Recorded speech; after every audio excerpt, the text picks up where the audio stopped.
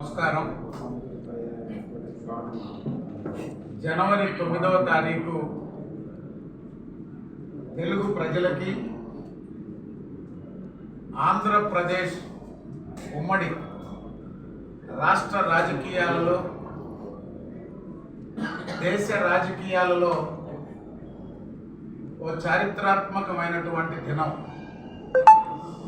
ప్రాంతీయ పార్టీని స్థాపించి 9 నెలల కాలంలో ఉమ్మడి ఆంధ్రప్రదేశ్ రాజకీయాల్లో సంచలనాన్ని సృష్టించినటువంటి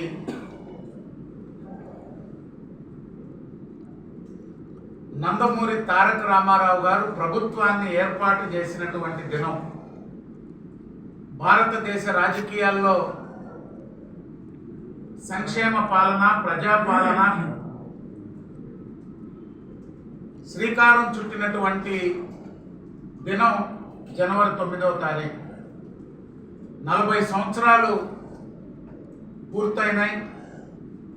తెలుగుదేశం పార్టీ ఆనాడు అన్న నందమూరి తారక రామారావు గారు, నేటి నారా చంద్రబాబు నాయుడు గారి నాయకత్వంలో ఈ రాష్ట్రంలో అధికారంలో ఉన్న, ప్రతిపక్షంలో ఉన్న, అధికారంలో ఉంటే నిరంతరం అభివృద్ధి, సంక్షేమం, భవిష్యత్తు గురించి ఆలోచనతో పరిపాలన సాగించింది. ప్రతిపక్షంలో ప్రజలు తిరస్కరించినా, ఎన్ని సీట్లు ఇచ్చినా మరో ఆలోచన లేకుండా ప్రజల పక్షాన నిరంతరం పోరాటం చేస్తూ అనేక ఆటుపోట్లని తట్టుకొని ఈ దేశ రాజకీయాల్లో సుదీర్ఘకాలం ప్రాంతీయ పార్టీగా తెలుగుదేశం పార్టీ కొనసాగుతుంది. ఆంధ్రప్రదేశ్ రాజకీయాల్లో వైఎస్ఆర్ కాంగ్రెస్ పార్టీ స్థాపించాక నెల్లూరు జిల్లాలో 2014 ఎన్నికల్లో, 2019 ఎన్నికల్లో 14లో మెజార్టీ స్థానాలు ఇచ్చారు. 19లో సంపూర్ణ అధికారాన్ని వైఎస్ఆర్ కాంగ్రెస్ పార్టీకి నెల్లూరు జిల్లా ప్రజలు అందించారు. మేము ఈరోజు ఒకటే నెల్లూరు జిల్లా ప్రజలకు విజ్ఞప్తి చేస్తున్నాం.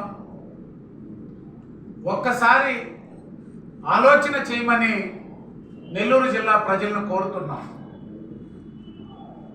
వైఎస్ రాజశేఖర రెడ్డి గారి మీద ఉన్నటువంటి అభిమానంతోనో, ఒక్క అవకాశం ఇవ్వండి కోరిన జగన్మోహన్ రెడ్డి గారి మీద సింపతితోనో 2 సార్లు ఈ జిల్లాలో వైఎస్ఆర్ కాంగ్రెస్ పార్టీకి అవకాశం ఇచ్చారు. కావిల్ దాకా గంజాయి కావాలన్నా, డ్రగ్స్ కావాలన్నా ఎవరు అమ్ముతున్నారో, ఏ పార్టీ?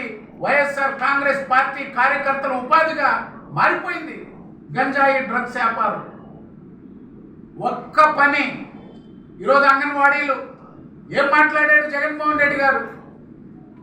తెలంగాణ కంటే 1000 రూపాయలు ఎక్స్ట్రా ఇస్తా, చంద్రబాబు నాయుడు ఇచ్చేది కాదని.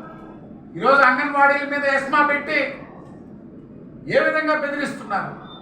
104, 108 సిబ్బంది, మున్సిపల్ కార్మికులు, టీచర్లు, సిపిఎస్ ఒక్కటైనా 95% మా హామీలు అమలు చేస్తున్నామన్న వైఎస్ఆర్ కాంగ్రెస్ పార్టీ మీరిచ్చిన హామీల్లో ఏదైనా నెరవేర్చారా?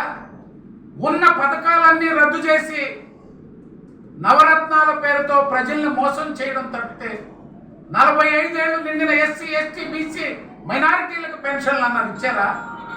కుటుంబంలో ఎంతమందికి ఉంటే అంతమందికి అమ్మఒడి అన్నారు ఇచ్చారా? పదే రైతు భరోసా కేంద్ర ప్రభుత్వంతో సంబంధం లేకుండా 12,500 ఇస్తామన్నారు ఇచ్చారా? మోసం, దగ, అనునిత్యం అబద్ధపు ప్రచారం, పింక్ డైమండ్, కోడి కత్తి, నిన్ను పొడిచిన కోడి కత్తి కేసు విచారణ చేసుకోవాలని ఓ అసమర్థ ముఖ్యమంత్రి వైఎస్ జగన్మోహన్ రెడ్డి. చంద్రబాబు నాయుడు గారి ఇంట్లో పింక్ డైమండ్ ఉందని చెప్పిన విజయసాయి రెడ్డి, జగన్మోహన్ రెడ్డి ఎక్కడుంది డైమండ్?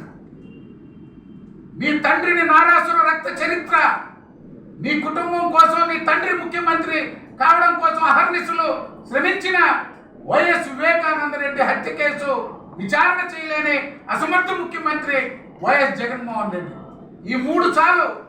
నీ కోడి కత్తి కేసు, నీ పింక్ డైమండ్, నీ చిన్నాన్న వివేకానంద రెడ్డి హత్య కేసు. నీ పరిపాలన ఎలాగుంది? నీ మీద దాడి చేస్తే దాన్ని ఎందుకు విచారించలేదు? నీ కుటుంబాన్ని హత్య చేశారని చెప్పావు. ఎవరు హత్య చేశారో సిబిఐ మొత్తం ప్రజలు ఘోషిస్తున్నారు. వైఎస్ వివేకానంద రెడ్డి కుటుంబం పదే పదే అబద్ధ ప్రచారం. ఆయన పేదల పక్షానంట, తెలుగుదేశం పార్టీ భూస్వాములు, ధనస్వాములు, పెద్దల పక్షం అంట. ఈ పేదల రక్తం పీల్చి మద్యాన్ని కుటుంబ వ్యాపారంగా, ఇసుక మైనింగ్ మొత్తం దోపిడీ గురి చేస్తున్న వైఎస్ఆర్ కాంగ్రెస్ పార్టీని ఓడించాలి. ఓడిస్తేనే ఈ రాష్ట్ర భవిష్యత్తు.